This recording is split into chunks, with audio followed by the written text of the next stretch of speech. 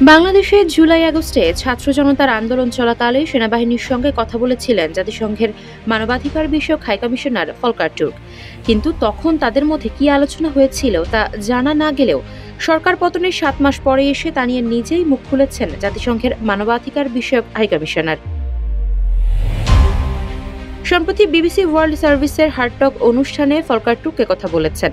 বিবিসির ওয়েবসাইটে বুধবার হার্টটক অনুষ্ঠানের এই পর্ব প্রকাশ করা হয়।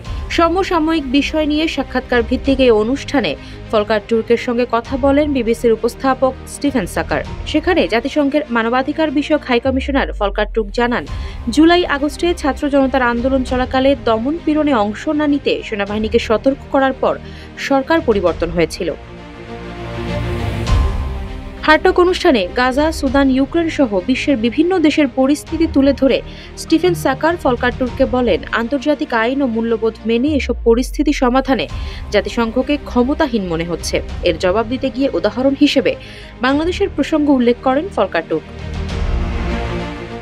ফলকার তুর্ক বলেন, তিনি একটা উদাহরণ দিতে পারেন যেখানে জাতিসংঘের বার্তাকে গুরুত্বের সঙ্গে নেওয়া হয়েছিল।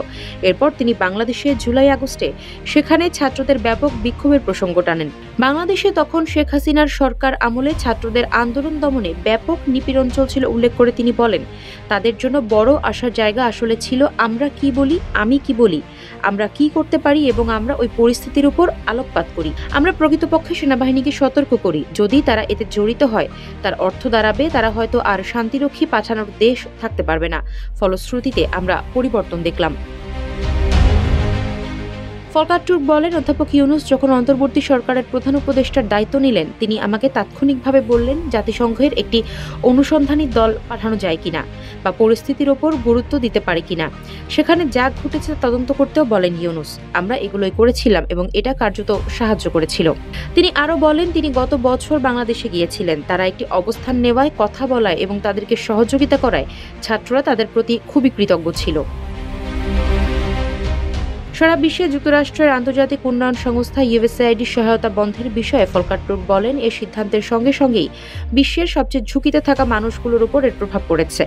তিনি আশা প্রকাশ করেন, ওয়াশিংটনের এই সিদ্ধান্ত পুনর্বিবেচনা হবে, কারণ ইউএসএআইডি এবং বিদেশি সহায়তা বিশ্বে গুরুত্বপূর্ণ ভূমিকা রাখে।